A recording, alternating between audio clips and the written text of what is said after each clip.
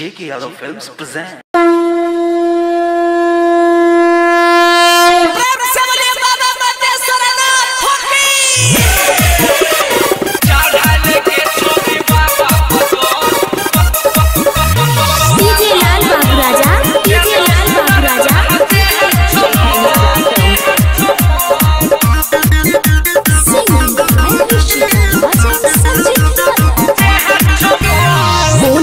जय भोले बाबा के द्वारा रे छिए हम छौरा खूब सुकुमार रे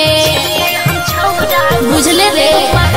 कोना के जय भोले बाबा के द्वारा रे छिए हम छौरा खूब सुकुमार रे जा नहीं पैबै रास्ता हो जइबै विफल जा नहीं पैबै रास्ता हो जइबै विफल चढ़ाई ले गे छौरी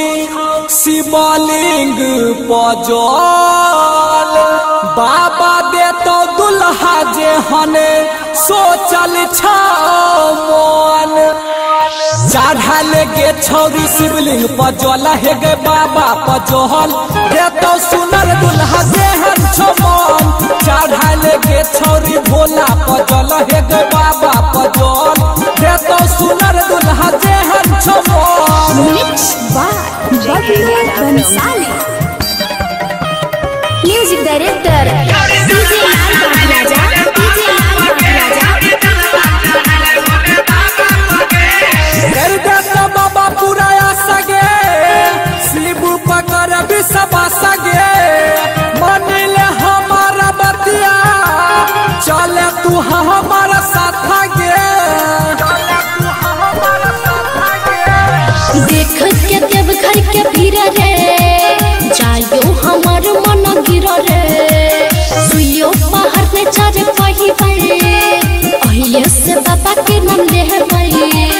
मानबौ न छौरा तोहर कह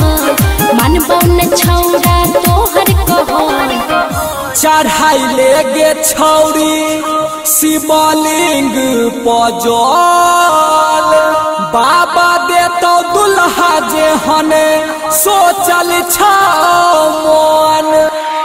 चढ़ा ले गे छौरी शिवलिंग पजल हे गे बाबा पजल दे तो सुनर दुल्हा जेहन छमन चढ़ा ले गे छौरी भोला पजल हे गे बाबा पजल दे तो सुनर दुल्हा जेहन छमन singing by Sanjeet Yadav JK Yadav Films music director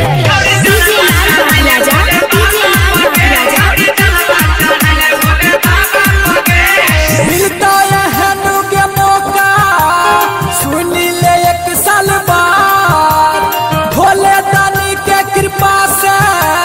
हो जेतो जिंदगी आबाद कर छियै जे सावन सोमवारी बाबा ले लगाबै छियै लाचारी हमरा मन के व्यथा रे समझतै बाबा अंतर्यामी है त्रिपुरारी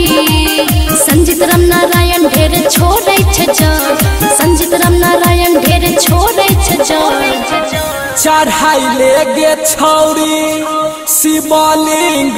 पजल बाबा दे तो दुल्हा जे हने सोचल छन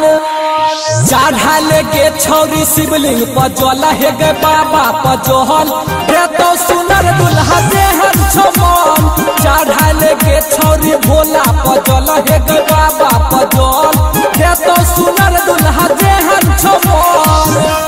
JK Yadav Films